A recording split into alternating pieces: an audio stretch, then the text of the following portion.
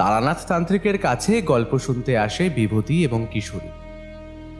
প্রতিবার তো তারানাথ তান্ত্রিকের মুখ থেকেই গল্প শোনেন আপনারা।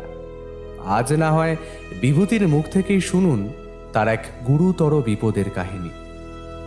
নমস্কার শ্রোতা বন্ধুরা, আমাদের আজকের নিবেদন লেখক সুরজিৎ ঘোষ এবং সিগমা সানিমের যৌথ কলমে তারানাথ তান্ত্রিক ফ্যানফিকশন বিভূতির সংকট।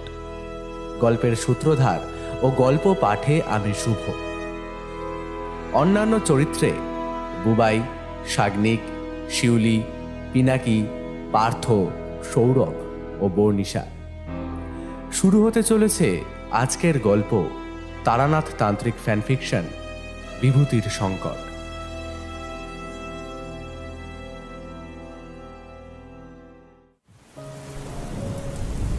সকাল থেকে মুষলধারে বৃষ্টি হচ্ছে। চারিদিকে একটা ঠান্ডা আবহাওয়া বিরাজ করছে। বৃষ্টির জন্য আজকে অফিসেও যেতে পারিনি। সারাদিন বাড়ির মধ্যে থাকতে থাকতে আর ভালো লাগছে না। মঠ লেনে তারানাথের বাড়ি যেতে ইচ্ছে করছে। এরকম বৃষ্টির দিনে চারির হাতের গরম গরম তেলে ভাজার সাথে তারানাথের আধিভৌতিক গল্প শুনতে ভালোই লাগে আমাদের। অবশ্য গল্প বললে ভুল হবে, সত্যি ঘটনা। তারানাথের জীবনে ঘটে যাওয়া কাহিনীগুলোই আমাদের গল্প আকারে তিনি শোনান। তারানাথের কথা মনে পড়তেই আমি আমার ঘরে গিয়ে একটা ছাতা বের করে দরজা খুললাম। দরজা খুলে আমি দেখতে পেলাম একটা খাম পড়ে আছে মেঝেতে। মেঝে থেকে খামটা তুলে নিয়ে সেটাকে খুলতে লাগলাম। খামটা খুলতেই একটা চিঠি চোখে পড়ল। খাম থেকে চিঠিটা বের করে পড়তে লাগলাম। আমার গ্রামের বাড়ি থেকে আমার কাকিমা আমাকে চিঠিটা পাঠিয়েছেন। চিঠিটায় লেখা রয়েছে, প্রিয় বিভূতি, আশা করি তুমি খুব ভালো আছো। তোমার উপর আমাদের আশীর্বাদ সব সময় রয়েছে। বিভূতি, তোমার ঠাকুরদা একদম ভালো নেই। তোমার ঠাকুরদার শরীর খুব খারাপ, বিছানা থেকে ওঠার ক্ষমতা নেই তার। আমি জানি তুমি ওখানে নানান কাজে সব সময় ব্যস্ত থাকো। তবুও যদি একটিবার আসতে পারো তাহলে খুব ভালো হয়। খুব তাড়াতাড়ি তুমি এখানে চলে এসো। তোমার ঠাকুরদা তোমায় দেখতে চেয়েছেন। তুমি যদি পারো কালকেই রওনা দিও, মোটে বেশি দেরি করো না যেন। মাত্র কয়েকটা দিনের জন্য হলেও এসো। ইতি, তোমার কাকিমা। কাকিমার চিঠিটা পড়ে আমার মনটা বড় খারাপ হয়ে গেল। আমি বুঝতে পারলাম আমাকে যেভাবেই হোক বাড়িতে যেতেই হবে, ঠাকুরদাকে একবার দেখতে হবে। সত্যি কাজের চাপে এত ব্যস্ত হয়ে গেছি যে গ্রামে কারোর সাথেই যোগাযোগ রাখতে পারিনি। কবে যে গ্রামে গেছি সেটাও আমার ঠিক মনে পড়ছে না। গ্রামের সাথে আমার ছোটবেলার কত স্মৃতি ছড়িয়ে ছিটিয়ে রয়েছে। কালবৈশাখী ঝড়ের রাতে আম কুড়োতে যেতাম আমি। সখ্য নদীর বুকে নৌকো নিয়ে মাছ ধরতে যেতাম। বৈশাখ মাসে গ্রামে 3 দিন ধরে মেলা হতো। সেই মেলায় আমি ঘুরতে যেতাম আর ফিরতাম অনেক রাতে। আমার এসব অভিযানে আমাকে সাহায্য করত আমার বন্ধু বিভাস।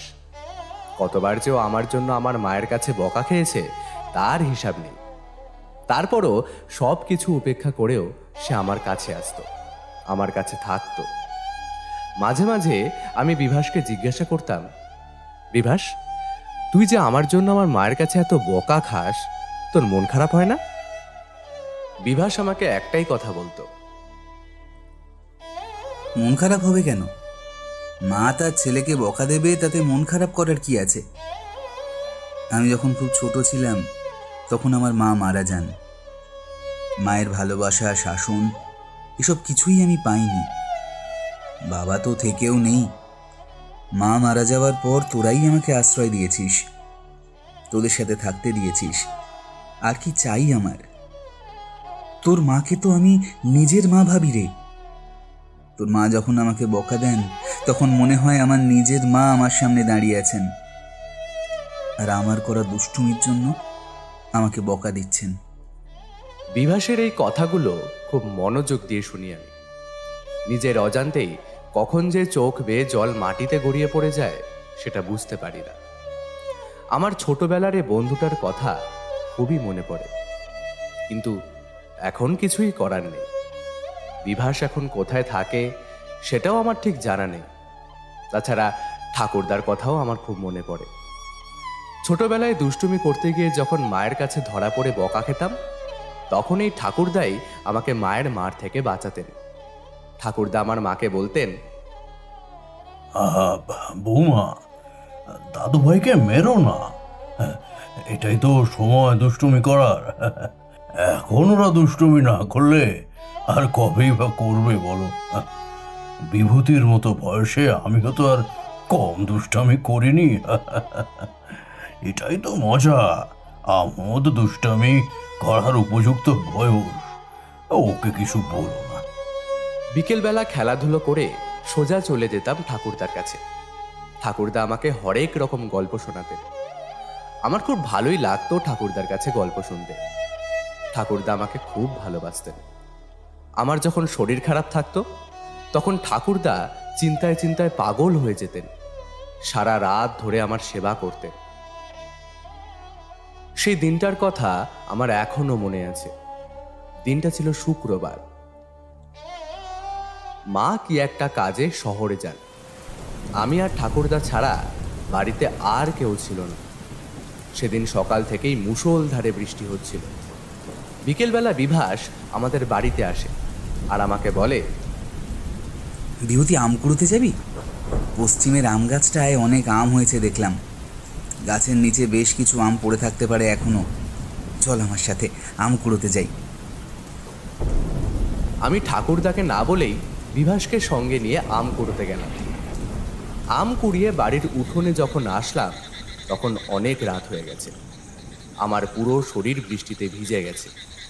মনের অজান্তেই কতবার যে হাঁচি দিয়েছি তার হিসেব নেই।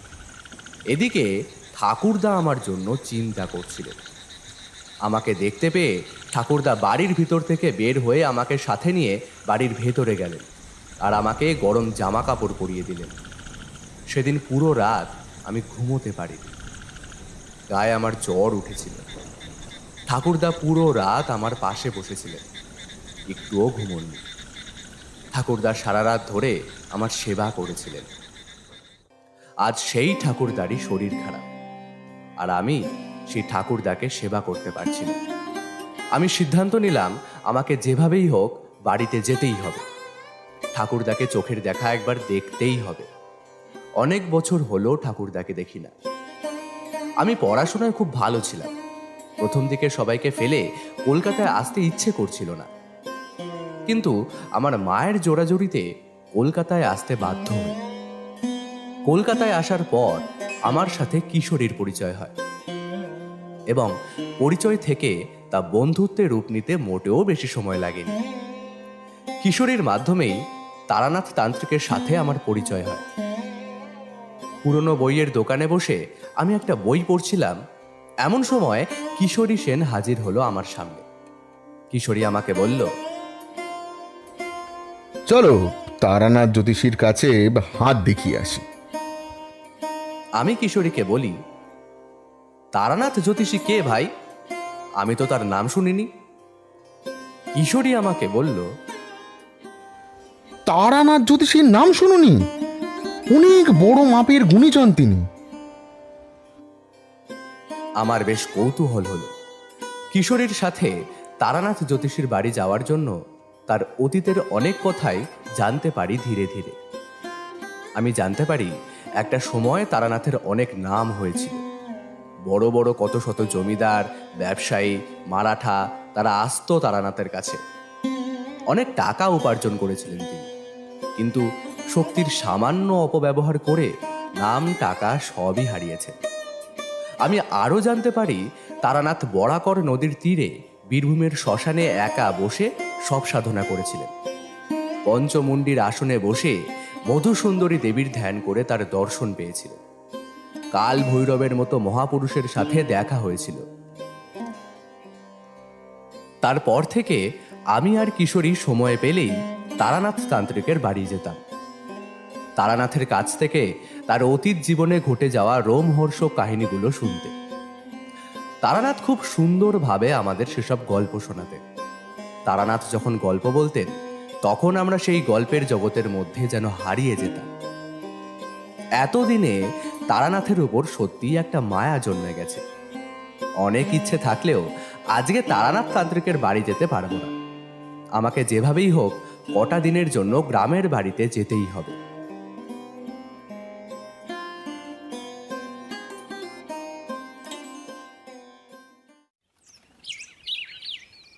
পরের দিন খুব সকালবেলা ঘুম থেকে উঠে পড়লাম। ঘুম থেকে উঠে পরিষ্কার হয়ে সকালের খাবার খেয়ে নিলাম। তারপর জামা কাপড় পরে অফিসের উদ্দেশ্যে রওনা দিলাম। অফিসে পৌঁছানোর পর আমি আমার ঘরে চলে গেলাম। ঘরে গিয়ে আমি আমার কাজগুলো করতে লাগলাম। আমি যখন কাজ করছি তখন আমি জানতে পারি বড় কর্তা একটা গুরুত্বপূর্ণ সভায় রয়েছে। আমি বুঝতে পারি এখন বড় কর্তাকে বিরক্ত করাটা ঠিক হবে না, তাই শেষমেশ আমি একটা চিঠি লিখতে বসি। চিঠি লেখা শেষ হয়ে গেলে আমি আমাদের অফিসের অন্য এক কর্মচারীকে ডেকে বলি, এই চিঠিটা তুমি আমাদের বড় কর্তাকে দিয়ে দেবে। আমাকে একটু জরুরি দরকারে গ্রামের বাড়ি যেতে হবে, আমার ওখানে অনেক কাজ আছে। অফিস থেকে বের হওয়ার পর সোজা বাসায় চলে আসলাম। বাসায় আসার পর জামা কাপড় খুলে ফ্রেশ হয়ে নিলাম। তারপর প্রবল ক্লান্তিতে কখন যে ঘুমিয়ে গেলাম তা বুঝলামই না। ঘুম থেকে ওঠার পর ঘড়ির দিকে তাকিয়ে দেখলাম বিকেল 4টে বেজে গেছে। সাধারণত আমি অফিস থেকে ফেরার পর ঘুমোই না, কিন্তু আজকে আমার শরীরটা যেন একটু বেশিই ক্লান্ত ছিল, তাই বিছানায় শুতেই ঘুমিয়ে গিয়েছিলাম। ঘুম থেকে উঠে চোখে মুখে জল ছিটিয়ে বাইরে বের হয়ে গেলাম। রেল স্টেশনে এলাম, একটা টিকিট কাটলাম। কালকে সকাল 8টায় ট্রেনে উঠব। বাড়ি যেতে যেতে আমার রাত হয়ে যাবে। টিকিট কেটে যখন ফিরছিলাম তখন হঠাৎ করেই আকাশ ভেঙে বৃষ্টি নামল। আমি কোনো মতে দৌড়ে পাড়ার একটা দোকানে আশ্রয় নিলাম। দোকানে ঢুকেই দেখি একটা বেঞ্চে কিশোরী বসে আছে। কিশোরী আমাকে দেখেই বলে উঠল, আরে ভাই, যে কি ব্যাপার ভাই, এমন বৃষ্টির মধ্যে কোথায় গিয়েছিলে? এসো, ভিতরে এসো, এখানে বসো। তা কি খবর বলো? তোমাকে তো আজকাল দেখাই যায় না। তোমার বাসায় গিয়েছিলাম, সেখানেও তো তোমায় পাইনি। তা আজকে তারানাথের বাড়ি যাবে না? আমি তো আবার তারানাথের জন্য পাসিং শো কিনে রেখেছি। চলো তারানাথের বাড়ি যাওয়া যাক। যাওয়ার সময় বরং গরম গরম তেলে ভাজা কিনে নেব। কিশোরীর কথা শুনে আমি বললাম, কিশোরী, আজকে তারানাথের বাড়ি যাওয়া হবে না গো আমার। কালকে সকালে ট্রেনে উঠব, একটিবার আমার গ্রামের বাড়ি যাব। আজকে সব কিছু ব্যবস্থা করে রাখতে হবে, হাতে অনেক কাজ আছে। তুমি বরং তারানাথকে বলে দিও আমি আমার গ্রামের বাড়িতে যাচ্ছি। কেন হঠাৎ গ্রামের বাড়ি কেন যাবে ভাই? তোমার বাড়িতে কি কিছু হয়েছে নাকি? হ্যাঁ কিশোরী, তুমি ঠিকই ধরেছ। আসলে আমার ঠাকুরদার খুব শরীর খারাপ। ঠাকুরদা আমাকে দেখতে চেয়েছে। অনেক বছর হলো গ্রামে যাই না, ঠাকুরদাকেও দেখিনি। ঠাকুরদাকে দেখাও হবে আর সেই সাথে গ্রামটাও। তা ফিরবে কবে? সেটা তো এখন বলতে পারছি না। গ্রামে গেলে তারপর বুঝতে পারবো পরিস্থিতি ঠিক কেমন আছে। তাহলে এখন যাই কিশোরী, গ্রাম থেকে ফেরার পর আবার দেখা হবে। কিশোরীকে বিদায় জানিয়ে আমি আমার ঘরে চলে আসলাম। তারপর আমার প্রয়োজনীয় জিনিসপত্রগুলো সব গুছিয়ে রাখলাম। এখন শুধু সকাল হওয়ার অপেক্ষা। সকাল হলেই আমি যাত্রা করব। রাত্রিবেলায় বিছানায় শুয়ে শুয়ে ভাবতে লাগলাম, আমাদের গ্রামটা কি আগের মতোই রয়েছে, নাকি সব কিছু সময়ের স্রোতে আবার পাল্টেও গেছে, হয়তো বদলেও গেছে। হয়তোবা গ্রামে গিয়ে দেখব সেই মেঠো পথ আর নেই। সেখানে অবস্থান করছে পাকা পথ। মাটি দিয়ে বানানো সেই ঘরবাড়িগুলোও হয়তো আর নেই। তৈরি হয়েছে বিশাল বিশাল সব অট্টালিকা। আচ্ছা, বৈশাখ মাসে এখনো কি গ্রামে মেলা হয়, নাকি সেসব উঠে গেছে? এসবই ভাবতে ভাবতে একটা সময় ঘুমিয়ে গেল। ঘুম ভাঙল সকাল 7টায়। 8টার সময় ট্রেন, হাতে আছে আর মাত্র 1 ঘন্টা। সকল প্রাতক্রিয়া সেরে আমি আবারও একবার দেখে নিলাম সব কিছু ঠিক আছে কিনা। তারপর আমি রওনা দিলাম। কিছুদিন হলো মা কলকাতায় এসেছেন, সাথে বাবাও এসেছেন। বাবা তার কাজে কয়েকটি দিনের জন্য বাইরে গেছেন। আমি বাবাকে একটা চিঠি পাঠিয়েছিলাম। চিঠিতে বলেছিলাম, বাবা, ঠাকুরদার শরীর খুব খারাপ, তুমি কি গ্রামে আসতে পারবে? বাবা আমাকে জানান, প্রিয় বিভূতি, আশা করি ভালো আছো। তুমি তোমার মাকে নিয়ে ঠাকুরদাকে একবার দেখে এসো। আমি এখানে একটা কাজে আটকে গেছি বাবা, তাই ইচ্ছা থাকলেও গাঁয়ে যেতে পারবো না। গ্রামে গিয়ে তুমি আমাকে নিয়মিত চিঠি পাঠিও কেমন? তোমার ঠাকুরদার খবরও আমাকে জানিও। এটি তোমার বাবা। মাকে বললে মা গ্রামে যেতে রাজি হবে না। মা আমাকে জানান, মা বাড়িতেই থাকবেন, তার শরীর নাকি অত্যাধিক দুর্বল। বাবা ফিরলে তিনি বরং তার সাথেই যাবে। তাই এক প্রকার নিরুপায় হয়েই আমি নিজেই যাত্রা শুরু করলাম। মা ওই দুর্বল শরীর নিয়েও আমাকে রেল স্টেশন পর্যন্ত এগিয়ে দিতে এলো। সাথে কিছু খাবারও দিয়ে দিল আর আমাকে সাবধানে থাকতে বলল। আমি মাকে বললাম, আরে আমাকে নিয়ে এত চিন্তা করো না, আমি সাবধানেই থাকবো।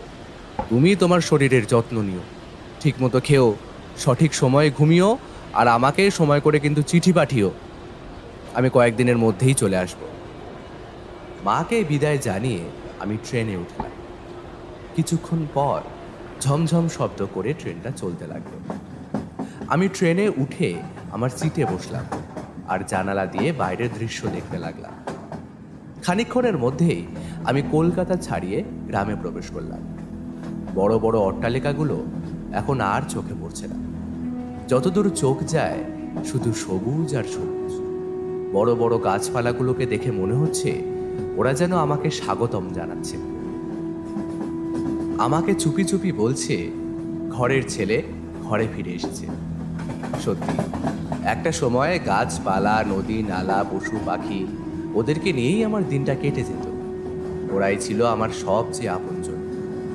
কলকাতায় আসার পর ওদের কথা খুব মনে পড়তো আমার। প্রাণ ভরে একটু নিঃশ্বাস নিলাম।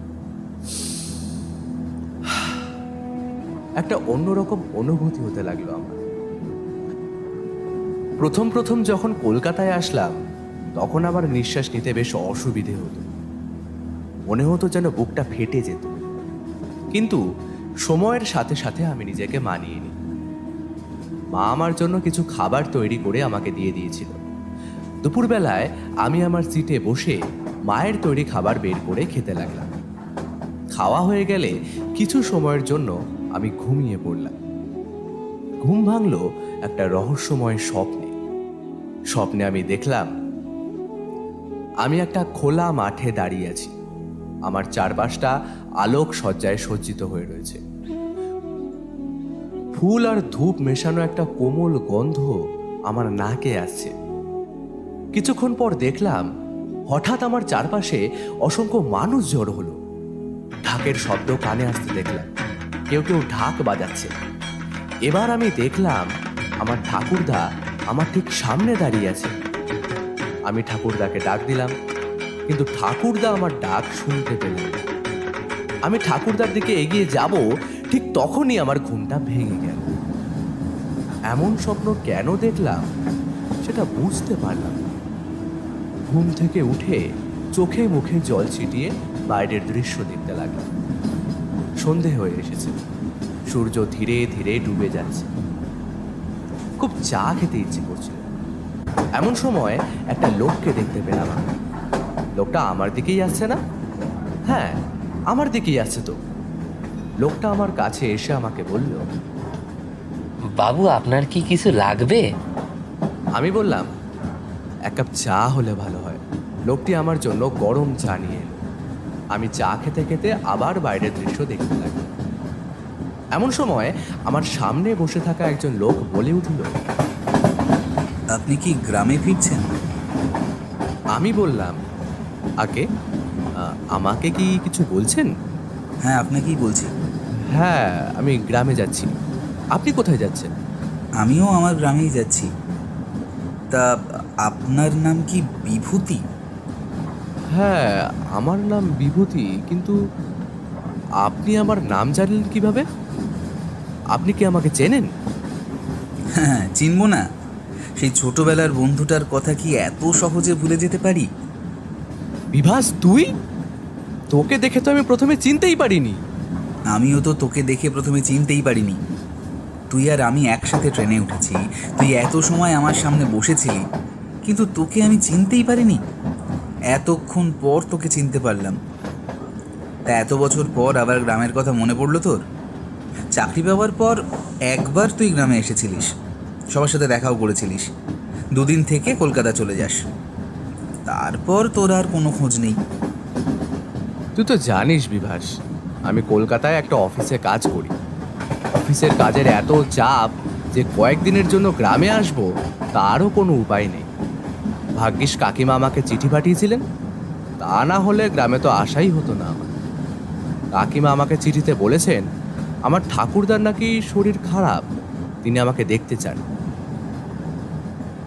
ঠাকুরদার শরীর খারাপ শুনে আমি আর থাকতে পারিনি রে। ব্যাগপত্র সব গুছিয়ে গ্রামের উদ্দেশ্যে রওনা দিলাম। ঠাকুরদার শরীর ভালো না হওয়া পর্যন্ত আমি গ্রামেই থাকবো বলে স্থির করেছি। তা তোর কি খবর? কলকাতায় কেন গিয়েছিলিস? বিভূতি, আমিও তোর মতো একটা কোম্পানিতে চাকরি করি। খুব ছোট একটা কোম্পানি আমাদের। তো কোম্পানির কাজেই আমাকে মাঝে মাঝে কলকাতায় যেতে হয়। কাজ শেষ হলে আবার গ্রামে চলে আসি। বিভাসের সাথে কথা বলতে বলতে কখন যে গ্রামে চলে আসলাম তা বুঝতেই পারলাম না। ব্যাগপত্র সব বের করে আস্তে আস্তে ট্রেন থেকে নামলাম। স্টেশনে যখন পা দিলাম তখন অনেক রাত হয়ে গেল। ঘড়িতে তাকিয়ে দেখলাম রাত 3টে বেজে গেছে। সকাল হতে এখনো অনেক দেরি। এত রাতে গাড়ি ঘোড়া কিছুই পাওয়া যাবে না। বিভাস আমাকে বলল, দেখ বিভূতি, দিনকাল তো ভালো নয়, এখানে আবার ছিনতাইয়ের ভয় রয়েছে। চল সামনের দিকে হাঁটতে থাকি। পথে যদি কোনো গাড়ি পাই তাহলে গাড়িতেই না হয় গেলাম, তা না হলে হেঁটেই যাব। আর তাছাড়া এখান থেকে আমাদের বাড়ি যেতে বেশি সময় লাগে না। পায়ে হেঁটে গেলে 1 ঘন্টার মধ্যেই পৌঁছে যাব আমরা। চল আমার সাথে। আমরা দুজনে মিলে হাঁটতে লাগলাম। নিরিবিলি পরিবেশ, দুজন ছাড়া রাস্তায় আর কেউ নেই বললেই চলে। দূর থেকে শিয়ালের ডাক শোনা যাচ্ছে। গাছে গাছে পেঁচারা ডেকে চলেছে ক্রমাগত। মাঝে মাঝে আকাশে বিদ্যুৎ চমকাচ্ছে। সব মিলিয়ে একটা ভুতুড়ে পরিবেশ সৃষ্টি হয়েছে আমাদের চারপাশে। হঠাৎ পেছন থেকে একটা কণ্ঠস্বর শুনতে পেলাম আমি। খুব পরিচিত একটা কণ্ঠস্বর। আমার মনে হলো কেউ আমার পেছনে দাঁড়িয়ে রয়েছে। আমি পিছনে তাকালাম, কিন্তু কাউকেই দেখতে পেলাম না। পিছন থেকে আমি এবার আমার বাবার কণ্ঠস্বর শুনতে পেলাম। বাবা আমাকে ডাকছেন। বাবা বলছেন, বিভূতি, আমি এসেছি তোমার কাছে, পিছনে তাকিয়ে দেখো, আমি তোমার বাবা বলছি। বাবার কণ্ঠস্বর ছাড়াও আরো অনেক পরিচিত মানুষের কণ্ঠস্বর শুনতে পেলাম আমি। আমি বিভাসের হাতটা ধরে আস্তে আস্তে বললাম, বিভাস, আমাকে কি কেউ পেছন থেকে ডাকছে না? তুই কি শুনতে পাচ্ছিস? বিভাস আমার কথার কোনো উত্তর না দিয়েই হাঁটতে লাগলো। আমি আবার বিভাসকে বললাম, কি হলো রে, তুই কোনো কথা বলছিস না কেন? পিছন থেকে তুই কোনো আওয়াজ শুনতে পাচ্ছিস? পেলে আমাকে বল। বিভাস এবারও আমার কথার কোনো উত্তর দিল না। আমার মনের মধ্যে কেমন যেন একটা করতে লাগলো। আমার মন আমাকে বারবার বলতে লাগলো, বিভূতি, এখান থেকে পালাও, পালাও এখান থেকে। এখানে থাকলে তুমি বিপদে পড়বে। যত তাড়াতাড়ি সম্ভব এখান থেকে তুমি পালিয়ে যাও। নিজের মনকে কিছুতেই সামলাতে পারছিলাম না। হঠাৎ দেখলাম বিভাস আমার ডান হাত ধরে কোথায় যেন যেতে লাগলো। আমি অনুভব করতে লাগলাম আমার ডান হাতটা আস্তে আস্তে অবশ হয়ে যাচ্ছে। আমার ডান হাতটা আমি আর নাড়াতে পারছি না। আমার মনে হতে লাগলো আমার ডান হাতের উপর কেউ বরফ রেখে চেপে ধরেছে। বিভাসের দিকে তাকালাম আমি। তাকিয়েই আমি চমকে উঠলাম। আমি দেখলাম বিভাসের চোখ দুটো স্বাভাবিক অবস্থায় নেই। চোখের মণি আস্তে আস্তে ছোট হয়ে আসছে। বিভাসের চেহারা আস্তে আস্তে পাল্টে যাচ্ছে। এরপর আমি যা দেখলাম সেটার জন্য আমি মোটেও প্রস্তুত ছিলাম না। আমি দেখলাম বিভাস ওর ডান হাতটা দিয়ে আমার মাথাটা ধরে এক টান দিয়ে শরীর থেকে মাথাটা আলাদা করে ফেললো। ফিনকি দিয়ে রক্ত বের হতে থাকলো বিভাসের ঘাট থেকে। বিভাসের কাটা মাথাটা শূন্যে ভাসতে থাকে আর আমার দিকে তাকিয়ে হাসতে শুরু করে। কি ভয়ানক সেই হাসি! এরকম হাসি শুনে আমার শরীর শিউরে ওঠে। আমি হিতাহিত জ্ঞান হারিয়ে দৌড়তে লাগলাম। কোথায় যাচ্ছি আমি নিজেও জানি না। ঘুটঘুটে অন্ধকার, কিছুই দেখা যাচ্ছে না। চারপাশটা যেন হঠাৎ করেই নিশ্চুপ হয়ে গেছে। কোথাও কোনো আলোর চিহ্ন মাত্র নেই। রহস্যময় অন্ধকারের ভিতর থেকে দৌড়ে যাচ্ছি আমি। হঠাৎ কিছু একটার সাথে হোঁচট খেয়ে আমি মাটিতে পড়ে গেলাম। ঠিক তখনই আকাশ চমকে উঠল। বিদ্যুতের আলোয় আমি দেখলাম বিশাল একটা খোলা মাঠে রয়েছি আমি। ঠিক মাঠ নয়, দেখে মনে হচ্ছে পুরনো কোনো একটা শ্মশান। আমি দেখলাম আমার ঠিক সামনে একটা কঙ্কাল দাঁড়িয়ে আছে। না না, একটা নয়, অসংখ্য কঙ্কাল দাঁড়িয়ে আছে আমার সামনে। অন্ধকারের ভিতর থেকে বের হয়ে আমার দিকেই আসছে ওরা। আমি আবার পিছন থেকে পরিচিত অনেকের কণ্ঠস্বর শুনতে পেলাম। তারা সবাই একসাথে আমার নাম ধরে ডাকছে। পিছনে তাকিয়ে দেখার সাহস হলো না আমার। আমার সাথে এসব কি হচ্ছে আমি কিছুই বুঝতে পারছি না। নিজেকে খুব অসহায় লাগছে।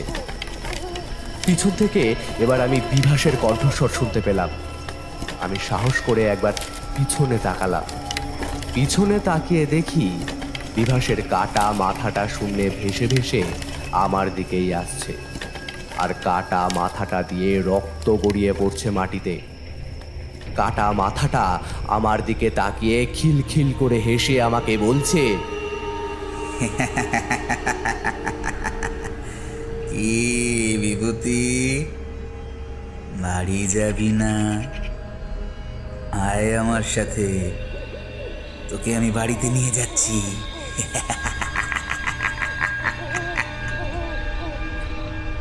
আমি আর এই দৃশ্য দেখতে পারলাম না। অজ্ঞান হয়ে মাটিতে লুটিয়ে পড়লাম।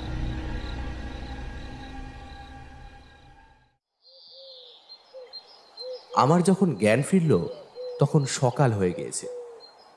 আমি নিজেকে একটা ঘরের মধ্যে আবিষ্কার করলাম। কিছুক্ষণ পর আমি দেখলাম বিভাস ঘরের মধ্যে ঢুকলো। ওর চোখ দুটো এখন স্বাভাবিক দেখাচ্ছে আর চেহারাটাও ঠিকঠাক। ওর চেহারা দেখে এখন আমার আর ভয় লাগছে না। বিভাস আমার পাশে বসলো, আমাকে বলল, বিভূতি, ট্রেন থেকে নামার পর তুই শ্মশানের দিকে কেন গিয়েছিলি? পিছন থেকে তোকে আমি অনেকবার ডাকলাম, কিন্তু তুই আমার ডাকে কোনো সাড়াই দিলি না। তারপর একটু আলো ফুটলে কয়েকজন লোককে সাথে নিয়ে আমি শ্মশানের ভিতর যাই। শ্মশানে গিয়ে দেখি তুই অজ্ঞান হয়ে মাটিতে পড়ে আছিস। তারপর সেখান থেকে তোকে আমি আমার বাড়িতে নিয়ে আসি। এখন এখন তুই আমায় বল, তুই শ্মশানের দিকে কেন গিয়েছিলি? অমন রাত বিরেতে ওই জায়গাটা মোটেও ভালো না। বিভাসের কথায় আমি কিছুটা অবাকই হলাম। বিভাস তো আমার সাথেই ছিল। আমি বিভাসকে সবটা খুলে বললাম। সব শুনে বিভাস আমাকে বলল, না বিভূতি, আমি তো তোর সাথে ছিলাম না। তুই একাই শ্মশানের দিকে গিয়েছিলিস, আর তুই যা যা দেখেছিস সেটা গ্রামের অনেকেই দেখেছে। ওই শ্মশানটা তো পরিত্যক্ত, রাতের বেলা কেউ যায় না ওখানে। আর যারা যায় তাদের মধ্যে কেউ কেউ চিরতরে হারিয়ে যায় অথবা পাগল হয়ে যায়। তোর ভাগ্য ভালো যে তুই বেঁচে ফিরতে পেরেছিস। গ্রামের লোকেরা বলে ওই শ্মশানে নাকি তেনারা ঘুরে বেড়ায়। শ্মশানের সামনে দিয়ে যাওয়ার সময় অনেকেই তেনাদের আওয়াজ শুনতে পায়। প্রত্যেকের মনে হয় পরিচিত কেউ তাদের বুঝি পিছন থেকে ডাকছে। আরও অনেক কিছুই তারা দেখতে পায়।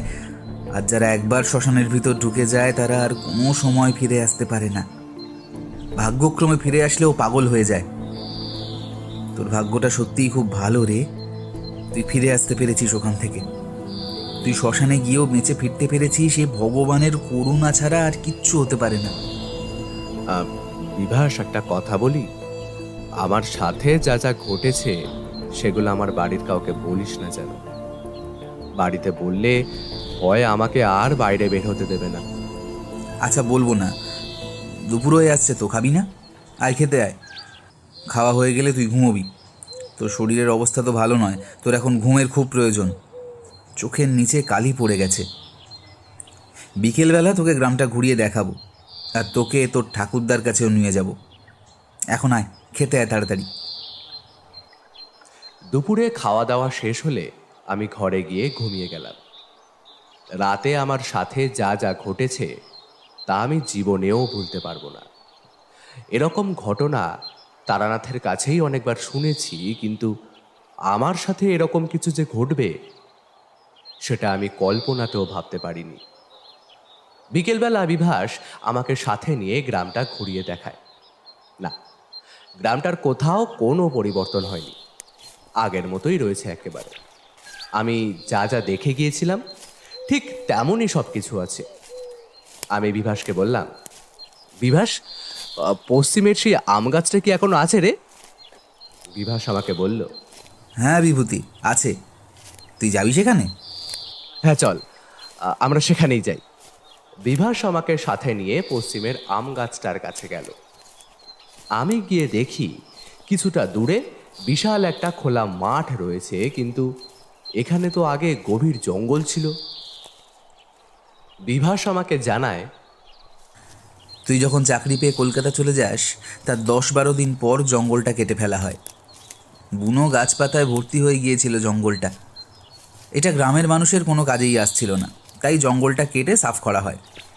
এখানে এখন বড় করে কালী পুজো করা হয়, আর সামনেই তো সখ্য নদী।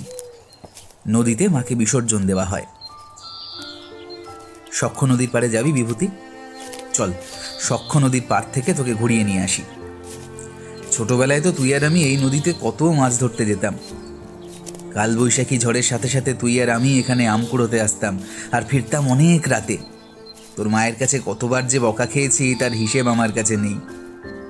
আমরা বন্ধুরা মিলে সখ্য নদীর পাড়ে আড্ডা দিতাম, অনেক সুন্দর সময় কাটিয়েছি আমরা এখানে। মাঝে মাঝে মনে হয় বিভূতি, আবার যদি প্রথম থেকে সব কিছু শুরু করতে পারতাম তাহলে খুব ভালো হতো। ছোটবেলার দিনগুলো কতই না ভালো ছিল, সুন্দর ছিল। দিনগুলোর কথা খুব মনে পড়ে রে আমার। বিভাসের কথায় আমার মনটা বড় খারাপ হয়ে গেল। আমি বিভাসকে বললাম, আমারও ছোটবেলার দিনগুলো খুব মনে পড়ে রে, কিন্তু এখন আর কিছুই করার নেই। শতবার চাইলেও দিনগুলো তো আর ফিরে আসবে না, তাই এই নিয়ে মন খারাপ করে কোনো লাভ নেই বিভাস। চল, আমরা সখ্য নদীর তীরে যাই। আমরা দুজনে সখ্য নদীর পাড়ে গেলাম। সেথা বেশ মনোরম আবহাওয়া। নদীর স্রোত আমার পা দুটো ভিজিয়ে দিল।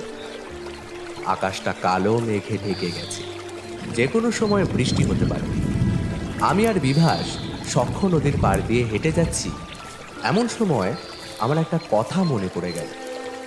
আমি বিভাসকে বললাম, বিভাস, আমাদের ছোটবেলার বন্ধু হরেন, মহেশ, কার্তিক, ওরা এখন কোথায় রে?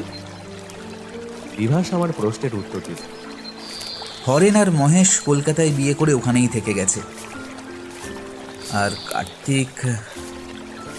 কার্তিক পাগল হয়ে এদিক সেদিক ঘুরে বেড়াচ্ছে। বিভাসের কথাটা আমার ঠিক হজম হলো না। আমি বিভাসকে বললাম, কি, কার্তিক পাগল হয়ে গেছে? মানে কি এমন হলো যে কার্তিক পাগল হয়ে গেল? ভালো ছেলেই তো ছিল, কোনোদিন কাউকে তো কোনো খারাপ কথাও বলতো না।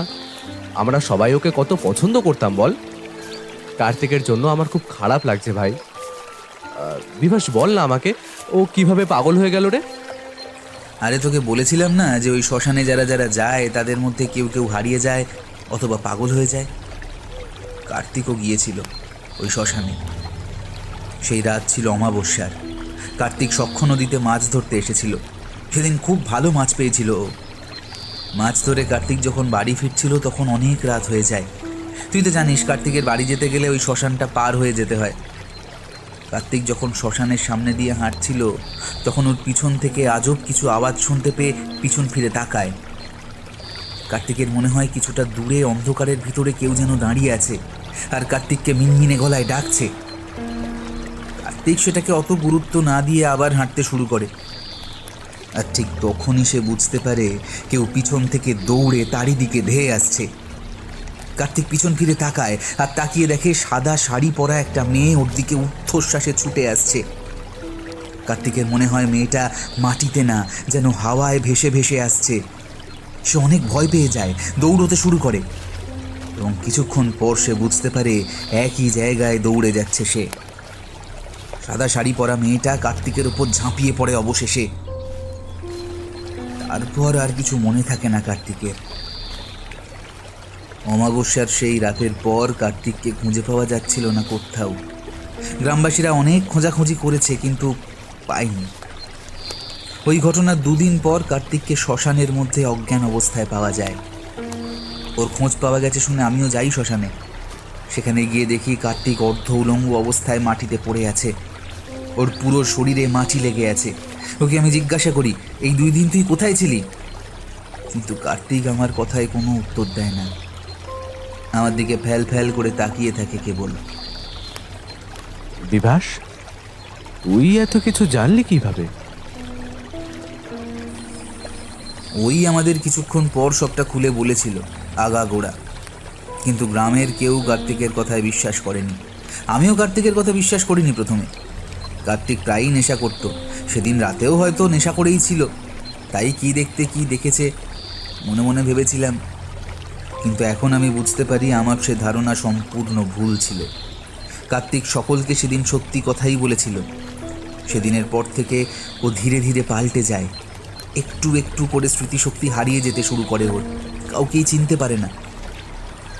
একদিন কাউকে কিচ্ছু না বলে ঘর থেকে বেরিয়ে যায়। এছাড়া এখন পাগল হয়ে এদিক সেদিক ঘুরে বেড়াচ্ছে। আজ এখানে তো কাল ওখানে। বিভাস, আমার কেন জানি না মনে হচ্ছে এই শ্মশানে কিছু একটা রহস্য লুকিয়ে আছে। আর এই রহস্যের সমাধান করতে আমার এখন একজনকে ভীষণ প্রয়োজন। আর কথা বলছিস তুই বিভূতি? সে আর কেউ নয় বিভাস, তিনি তারানাথ তান্ত্রিক। তারানাথের কথা তো তোকে অনেকবারই চিঠিতে বলেছি। তুই চিঠিগুলো পড়েছিলিস তো? হ্যাঁ রে বিভূতি, তোর চিঠিগুলো আমি পড়েছি। তুই আমাকে তারানাথ তান্ত্রিকের ব্যাপারে অনেক কিছু বলেছিলি। তুই আর কিশোরী নাকি মঠ লেনে তারানাথ তান্ত্রিকের বাড়িতে গল্প শুনতে যাস। তারানাথ তান্ত্রিক তার অতীতে ঘটে যাওয়া কাহিনীগুলোই গল্পের আকারে তোদের শোনান।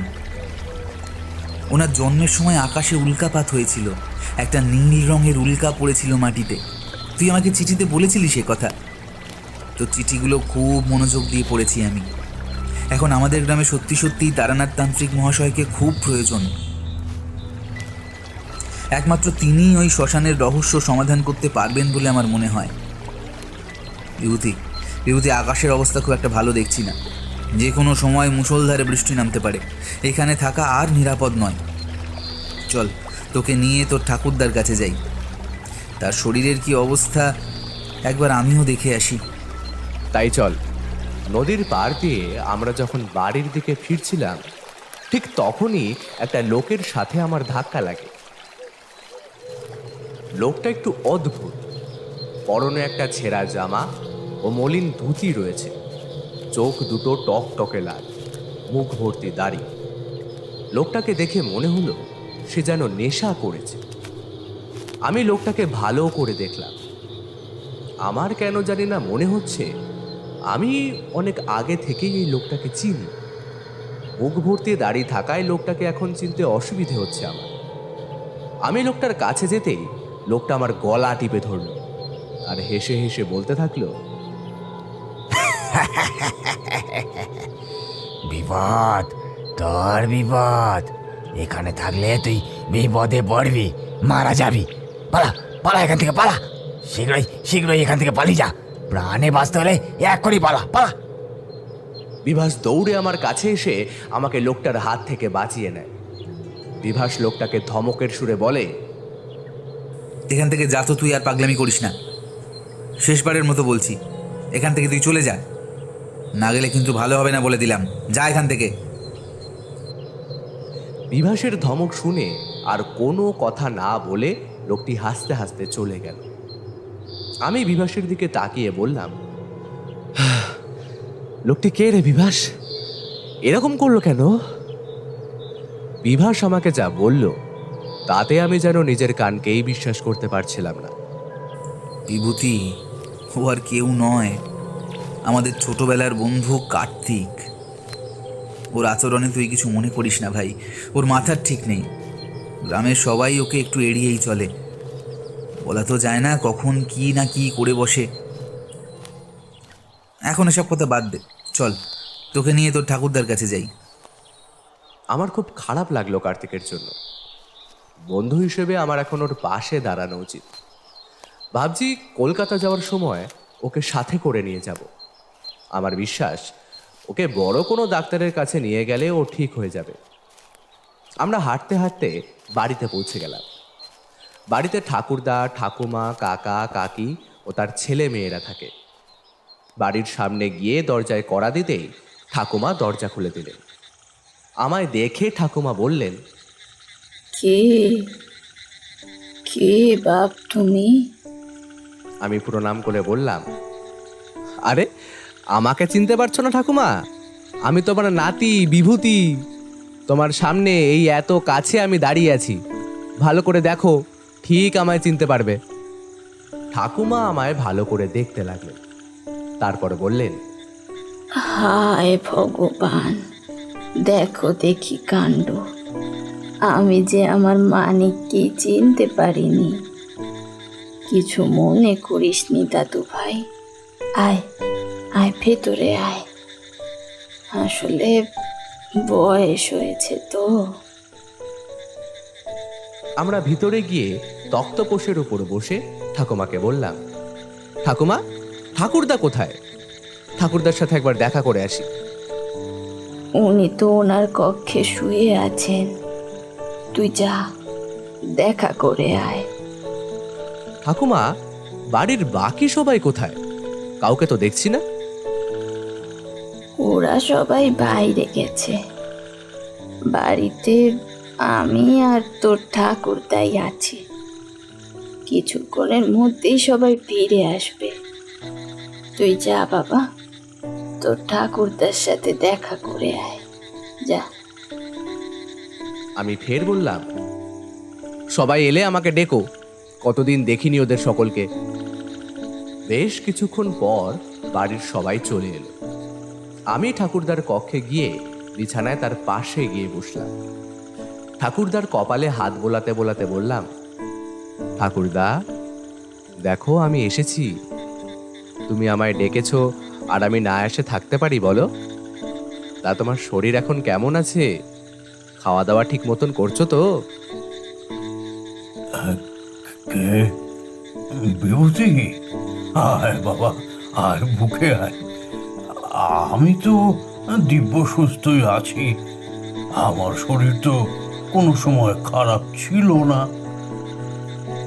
মানে কাকিমা আমাকে চিঠি পাঠিয়েছিলেন, চিঠিতে বলেছিলেন যে তোমার নাকি অত্যন্ত শরীর খারাপ, তুমি আমায় দেখতে চাও, সেসব কি? তবে তোমাকে দেখতেই তো আমি তড়িঘড়ি করে গ্রামে ছুটে এলাম।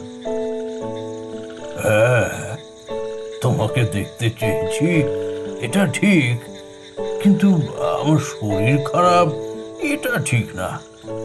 আসলে আমি তোমার কাকিমাকে বলেছিলাম আমার শরীর খারাপ বলে একটা চিঠিতে লিখতে। তুমি তো অফিসের কাজে ব্যস্ত থাকো, কাজ ফেলে তুমি আসতে বেশ কয়েকবার ভাবতে, তাই তো আমি আমার শরীর খারাপ এটা চিঠিতে উল্লেখ করতে বলেছিলাম তোমার কাকিমাকে। দেখো, ঠাকুরদার শরীর অসুস্থ জেনে তুমি ঠিক কেমন চলে এলে, না হলে এই বুড়ো বুড়িকে তো তোমরা ভুলেই গেছো। তোমার সাথে একটু রসিকতা করলাম, কিছু মনে করো না যেন। না না, ঠাকুরদা, এরকম কেন মনে করবো? ভালোই করেছো আমাকে চিঠিটা পাঠিয়ে। বিভূতি, আরেকটা কারণ আছে তোমাকে এখানে আনার। একটুখানি বসো, আমি বলছি সে কথা তোমাকে। ঠাকুরদা এরপর বিছানায় উঠে বসলেন। তারপর আমার উদ্দেশ্যে বললেন,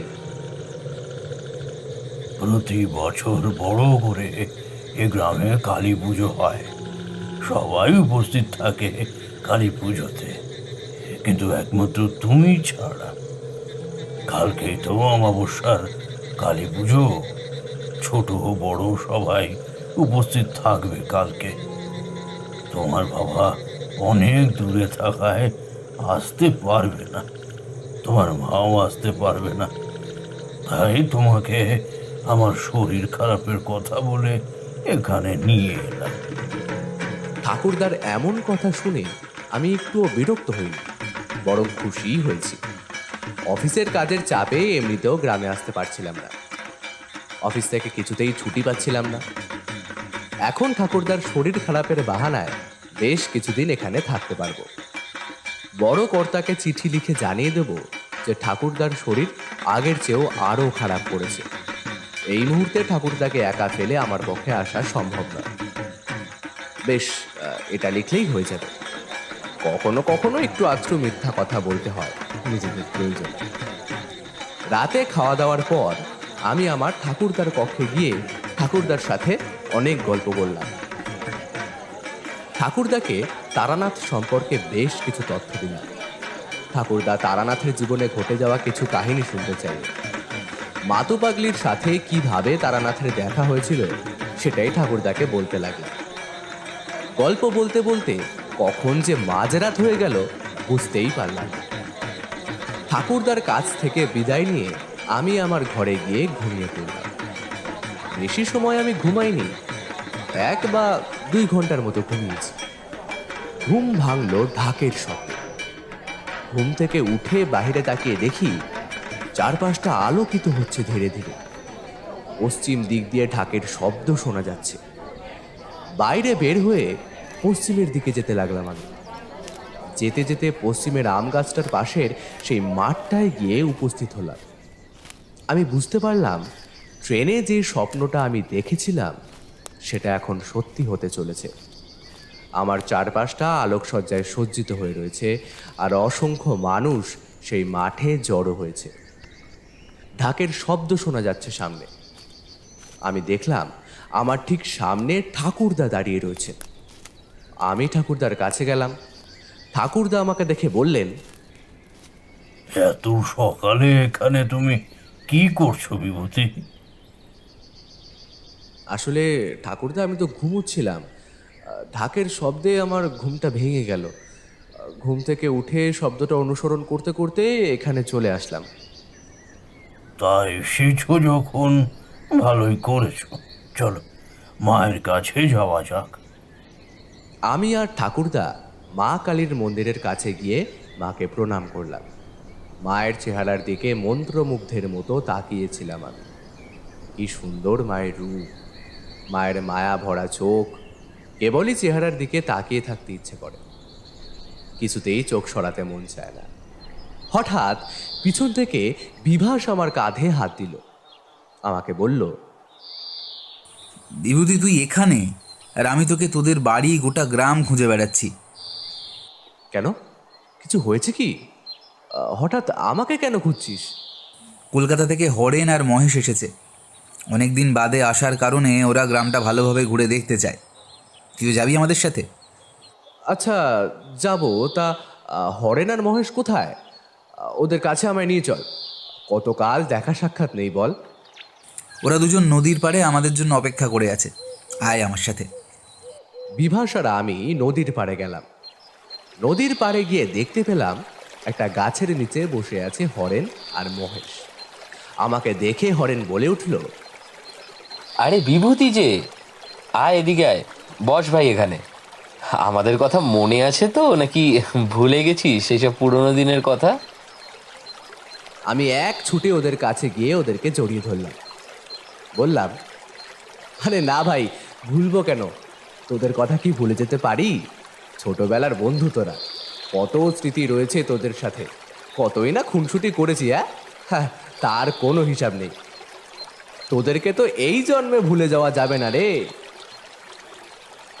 আচ্ছা, তা এখন কি করছিস বিভূতি? ওই তো একটা অফিসে চাকরি করি। তোরাও তো কলকাতায় থাকিস, তা তোরা এখন কি করছিস? একটা ব্যবসা শুরু করেছি আমি আর মহেশ মিলে। ভালোই চলছে আমাদের ব্যবসা। আচ্ছা, তা কার্তিক কোথায়? ওকে কেন দেখছি না? বিভাস বিষণ্ণ বদনে বলল, তোদেরকে আমি বিষয়টা জানাতেই ভুলে গিয়েছি। আসলে কার্তিক পাগল হয়ে গেছে রে।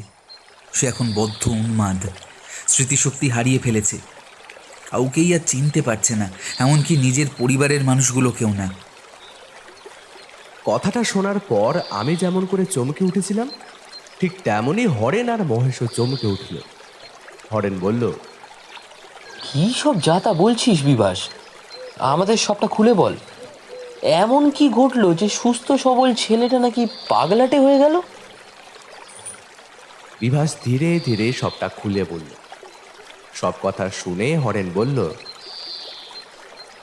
সেই রাত্রে কার্তিক নিশ্চয়ই নেশা করেছিল, তাই এসব ভুলভাল দেখেছিল। ভূত টুত বলে কিছু হয় না বিভাস, আমি বিশ্বাস করি না।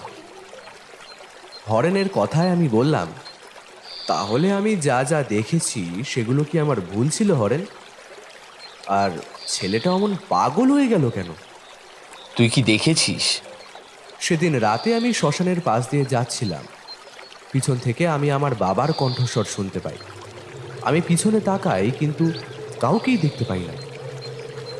তারপর বিভাসের রূপ দেওয়া সেই অশরীরী ডান হাত দিয়ে শরীর থেকে মাথা আলাদা করে ফেলে। বিভাসের কাটা মাথাটা হাওয়ায় ভাসতে ভাসতে আমার দিকে এগিয়ে আসতে থাকে। আমি অজ্ঞান হয়ে যাই। পরে বিভাস আমাকে জানায়, সেদিন রাতে ও নাকি আমার সাথেই ছিল না, আমি একাই ছিলাম নাকি ওখানে। এখন তুই বল, আমি যা যা নিজের চোখে দেখেছিলাম সেগুলো কি সব ভুল ছিল? আমি তো আর নেশা করি না। হরেন, তুই তো সেটা জানিস। এখন কি বলবি বল তুই? তুই যা যা দেখেছিস সবই হয়তো ছিল তোর কল্পনা। তুই একা একা শ্মশানের পাশ দিয়ে যাচ্ছিলি। ঘড়িতে তখন কটা বাজছিল বিভূতি? ঘড়িতে তখন প্রায় 3টে বেজেছিল। রাত 3টে মানে গভীর রাত। তুই তখন একা ছিলিস, তোর আশেপাশে কেউ ছিল না।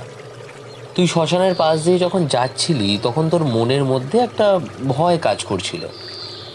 ভয়ের কারণেই তুই এইসব দেখেছিস।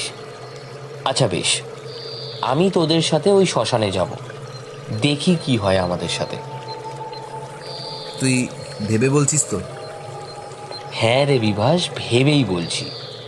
আজকে রাতেই যাব সেই শ্মশানে, দেখি না হয় কি হয় আমাদের সাথে।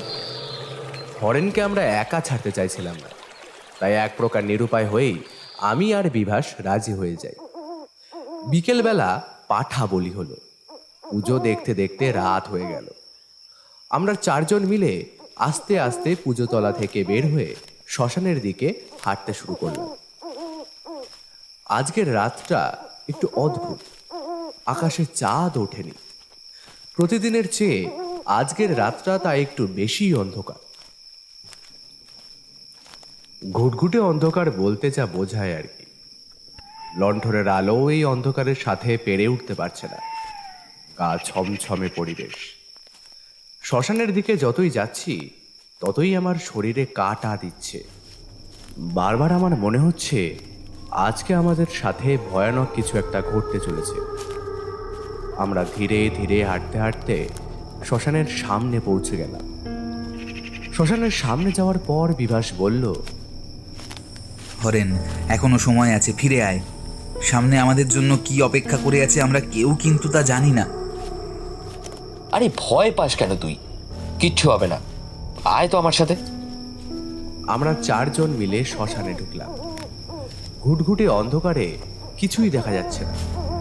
হঠাৎ করেই প্রবল বাতাসের কারণে আমাদের লণ্ঠনটা নিভে গেল। কিছুতেই জ্বালাতে পারছি না। আমরা ধীরে ধীরে সামনের দিকে এগোতে লাগলাম।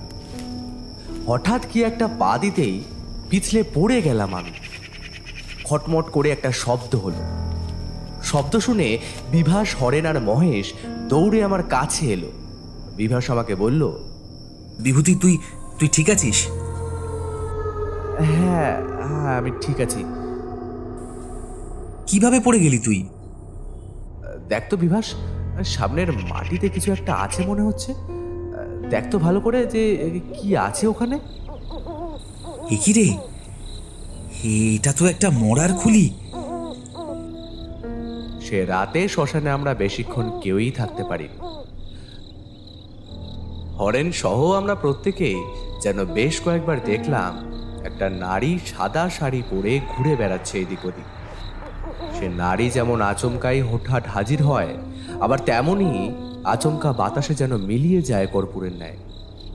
এই দৃশ্য প্রত্যক্ষ করার পর আমাদের আর সেখানে থাকার সাহস হলো না। কি থেকে যে কি হয়ে যায় তা কে বলতে পারে। যে যার বাড়ি ফিরে গেলাম সবাই। আর আমি স্থির করলাম আমাকে শহরে ফিরতে হবে। এই সমস্ত ঘটনা তারানাথকে বলা খুবই দরকার। এই সমস্যার যদি কেউ কোনো সুরাহা করতে পারে তাহলে সে তারানাথ ভিন্ন আর অন্য কেউ নয়।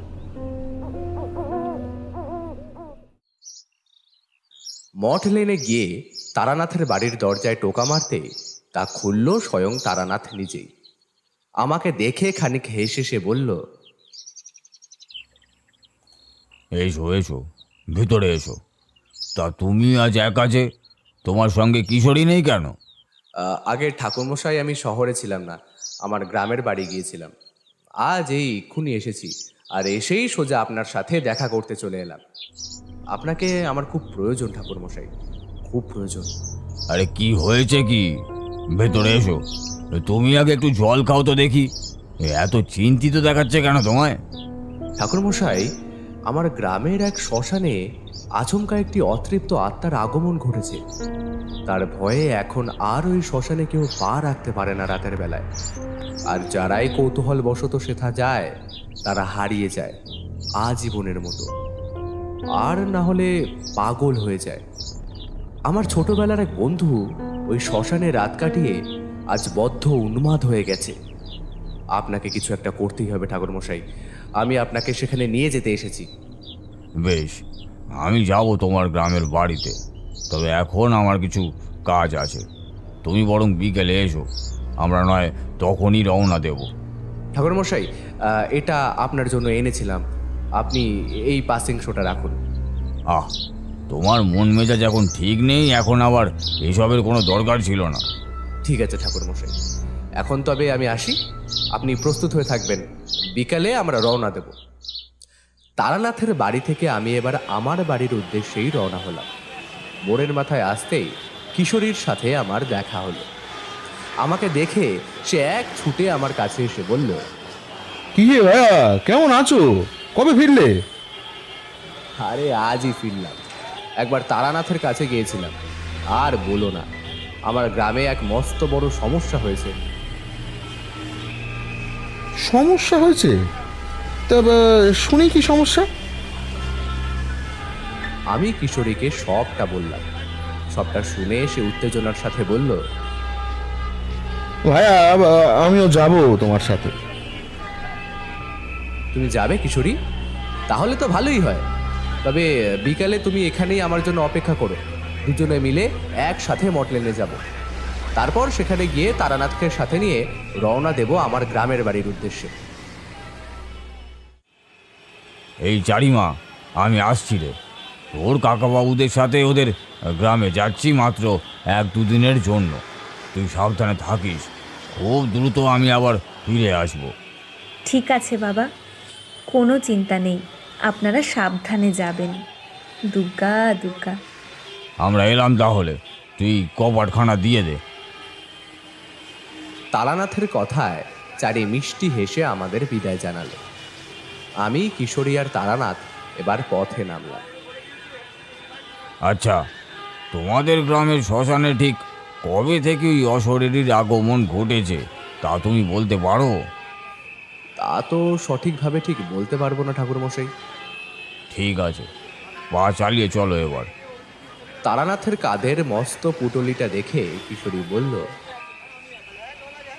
ঠাকুরমশাই, আপনার ওই কাঁধের বোঁচকায় কি আছে? কিশোরীর প্রশ্নে সামান্য হেসে তারানাথ রসিকতার সাথেই উত্তর দিল, ভূত তাড়ানোর উপায়। বুঝলে হে কিশোরী, ভূত তাড়ানোর উপায়। আমরা যখন গ্রামে পৌঁছলাম তখন অপরাহ্নের আলো সম্পূর্ণ শেষ হয়ে গেছে। আলোর মাত্রা কমতে কমতে নেমে এসেছে ঘোর কালো অন্ধকার। আমরা বরং আগে তোমাদের ঘরে যাই, হাতে মুখে জল দিয়ে একটু পরিষ্কার হয়ে না হয় আবার ফের বের হব। তারানাথের কথা মতোই আমি ওদের দিয়ে এগিয়ে গেলাম আমার গ্রামের বাড়ির দিকে। বাড়ির নিকটে যেতেই কাকিমা হাতের কাজ ফেলে আমাদের দিকেই ছুটে এলো। আরে খোকন, আয় বাবা আয়, এসো কিশোরী, আসুন ঠাকুরমশাই আসুন। আপনার অনেক নাম শুনেছি পত্র মারফত, সচক্ষে আপনার দর্শন পেয়ে আমার জীবন ধন্য হলো। থাক থাক, এই সন্ধ্যার শুভক্ষণে আর প্রণাম করতে হবে না।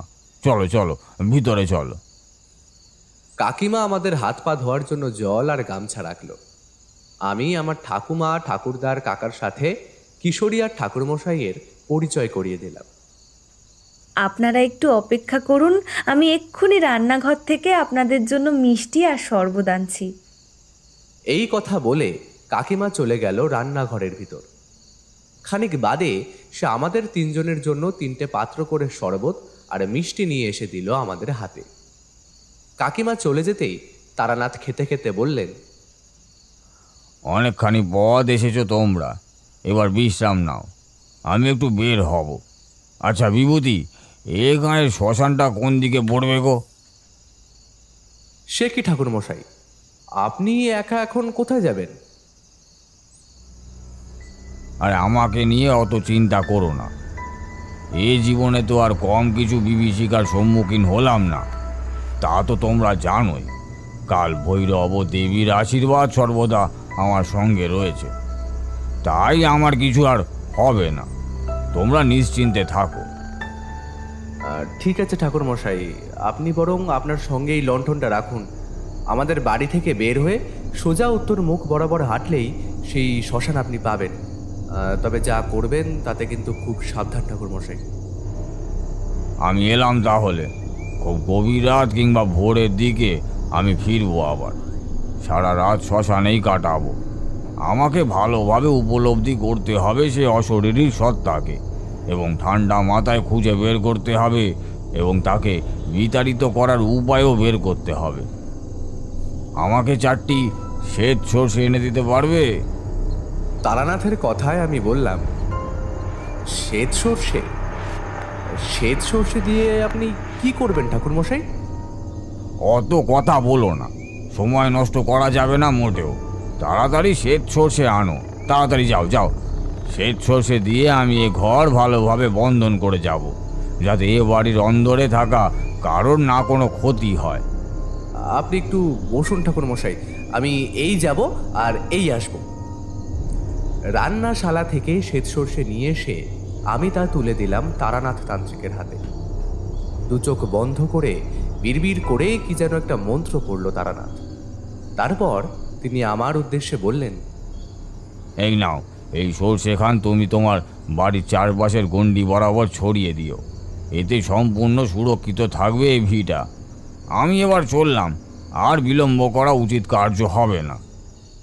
সকালবেলা ঘুম থেকে উঠে দোরের আগল খুলতেই আমি দেখলাম তারানাথ এগিয়ে আসছে আমাদের বাড়ির দিকে। তারানাথকে দেখা মাত্রই আমি তার দিকে পা বাড়ালাম। ঠাকুরমশাই, আপনি আপনি ঠিক আছেন তো? আপনার কিছু হয়নি তো? তারানাথ মৃদু হেসে জবাব দিল, আমার আবার কি হবে হে, আমি দিব্যি আছি। হবে তো ওই অশরীরীর আজকের নিশীতে, সে ব্যবস্থা আমি করব। আজকের পর থেকে এই শ্মশান ভূমিতে রাতের বেলায় পা রাখলে কোনো মানুষ নিরুদ্দেশ হয়ে যাবে না, কিংবা তাদের মস্তিষ্ক বিকৃতি ঘটবে না, সে কথা আমি নিশ্চয়তার সাথে কইতে পারি। আচ্ছা ঠাকুরমশাই, কাল রাতে আপনি সেই অশরীরীর দর্শন পেয়েছিলেন? তারানাথ ওপরে নিচে দুবার মাথা নেড়ে বলল, হ্যাঁ, বিলক্ষণ পেয়েছি। আমি যখন ধ্যানে বসেছিলাম তখন সে বেশ কয়েকবার এসেছিল আমার প্রাণ হরণ করতে, কিন্তু প্রত্যেকবার বিফল হয়ে ফিরে ফিরে গেছে, কারণ আমার গাত্রবন্ধন করা ছিল তাই। কি বুঝলেন ঠাকুরমশাই? সেই অশরীরীর কোথা থেকে এলো, কিছু জানতে পারলেন? দেখো, আমি এইটুকু বেশ বুঝেছি যে এ মোটেও কোনো স্থানীয় মানুষের প্রেতাত্মা নয়, সে এসেছে বহু দূর থেকে। তাহলে এবার প্রশ্ন হলো যে এত জায়গা থাকতে সে তোমাদের গাঁয়ে কেন আশ্রয় নিল?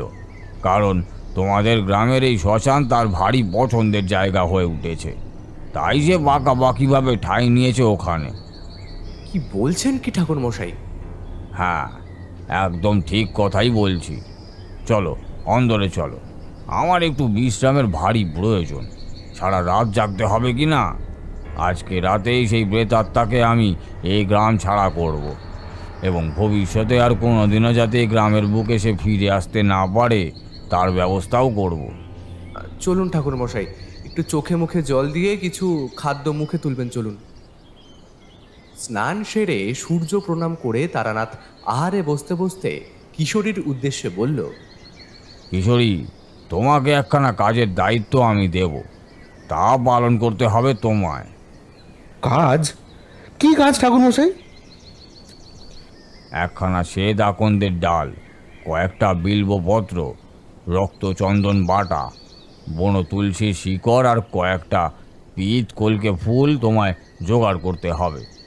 আজকে রাতে শ্মশানে যে যজ্ঞ আমি করব তাতে এই সকল উপকরণ থাকা বাঞ্ছনীয়। আপনি কোনো চিন্তা করবেন না ঠাকুরমশাই, সমস্ত সরঞ্জাম জোগাড় হয়ে যাবে সন্ধ্যার পূর্বে। আপনি নিশ্চিন্তে থাকতে পারেন। তারানাথ তান্ত্রিক আজকের রাতে শ্মশানে যে মহাযজ্ঞ করতে চলেছে তা নিজ চোখে দেখার লোভ কিছুতেই সামলাতে পারলাম না আমরা। আমি আর কিশোরী তাই তারানাথের কাছে খানিক অনুরোধ ভঙ্গিতে বেশ জড়াজড়ি করেই বললাম, ঠাকুরমশাই, আমরাও শ্মশানে যাব আজকে আপনার সাথে। আমরা নিজেদের চোখে দেখতে চাই সেখানে কি কি ঘটে। তোমরা যাবে, কিন্তু তাহলে তো তোমাদেরও বিপদের সম্ভাবনা নেহাত কম নয়। অত শত আমরা কিছু জানি না ঠাকুরমশাই, আমরা শুধু এটুকু জানি যে আপনি যদি আমাদের দেহ বন্ধন করে দেন তাহলে কোনো অশুভ শক্তি আমাদের এই ত্রিসীমানায় আসতে পারবে না।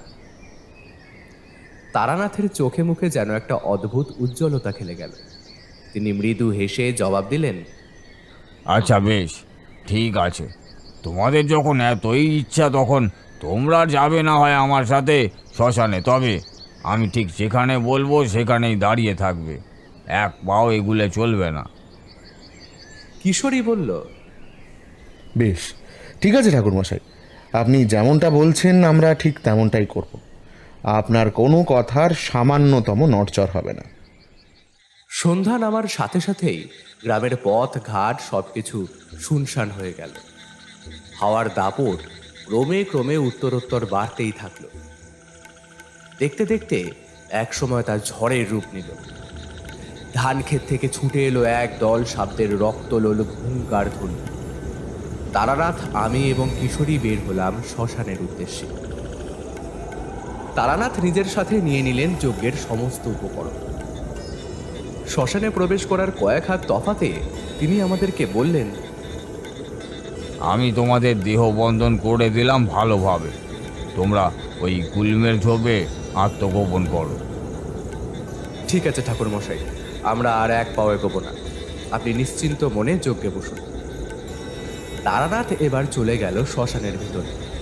আমরা সেখানে দাঁড়িয়ে গাছের আড়াল থেকে লক্ষ্য করলাম তার দিকে। নিখুঁতভাবে দেখতে লাগলাম তার প্রতিটা কার্যকলাপ। তারানাথ যজ্ঞের সমস্ত উপকরণ হাতের কাছে সাজিয়ে দিলেন, যজ্ঞকুণ্ড নির্মাণ করলেন এবং তারপর একে একে যজ্ঞের কাঠ সাজালেন। ঝোলা থেকে কয়েকটা রক্ত জবা ফুল বের করে তা সাজিয়ে দিলেন যজ্ঞবেদীর চতুষ্কোণে। এরপর ফস শব্দে আগুন ধরালেন কাঠে। দু চোখ বন্ধ করে বিড়বিড় করে কি যেন একটা মন্ত্র পড়তে শুরু করলেন তিনি।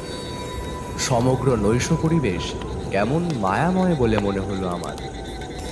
তারানাথের তন্ত্রক্রিয়া দেখতে দেখতে কখন যেন দু চোখের পাতায় ঘুম নেমে এসেছিল তার খেয়াল নেই।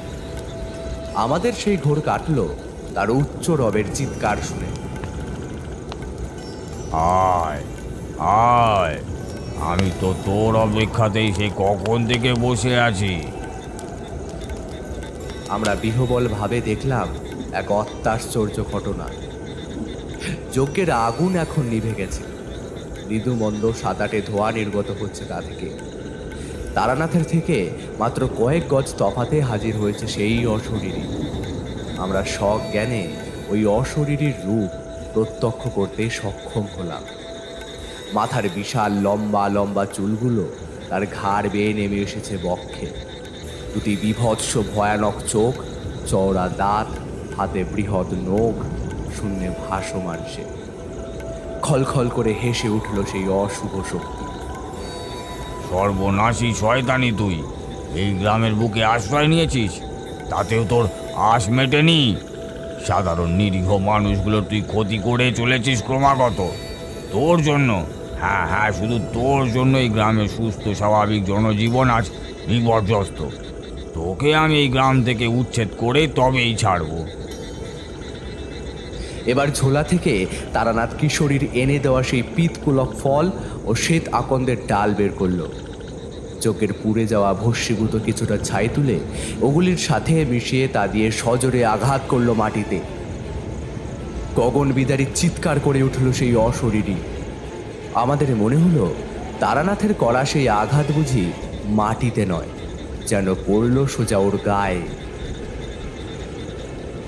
কিরে, এখনো সময় আছে। ভালোই ভালোই বলছি, এই গ্রাম তুই পরিত্যাগ কর, নচেত আমায় আরো কঠোর হতে হবে। তারানাথের সতর্ক বার্তায় সে বিন্দুমাত্র ভ্রুক্ষেপ করল না। তার চোখে যেন দপ করে জ্বলে উঠল ক্রোধের আগুন। বিভৎসভাবে সে দাঁত খিচিয়ে ধেয়ে গেল। মারাত্মক ভয়ে আমার বুক যেন কেঁপে উঠল, হাত পা শীতল হয়ে এলো। তারানাথ এরপর ঝোলার ভেতর থেকে হাত ভরে তুলে আনলেন কয়েকটি বিল্লপত্র। যজ্ঞের পোড়া চেলা কাঠের সাথে সেই বিল্লপত্র বেঁধে তা মাথায় ঠেকিয়ে এক গূঢ় মন্ত্র নিম্ন স্বরে উচ্চারণ করে তা ছুঁড়ে মারলেন অশরীরীর উদ্দেশ্যে। অশরীরীর গায়ে সেই ব্রহ্মাস্ত্র লাগতেই ছিটকে পড়ল সে। আঘাত সহ্য করে অশরীরী ঝেড়ে মেরে উঠতেই যাচ্ছিল, কিন্তু তার আগেই তারানাথ কিছুটা মাটি আর কিছুটা পোড়া ছাই তুলে শক্তিশালী অপর এক মন্ত্র পাঠ করে তাতে ফু দিয়ে উড়িয়ে দিল বাতাসে। বাতাসের সাথে সেই ধূলিকণা মিশে যেতেই অশরীরী বিকট একটা চিৎকার করে উঠল। এতক্ষণ বাদে তারানাথের মুখে আমরা উজ্জ্বল হাসির ছটা দেখলাম।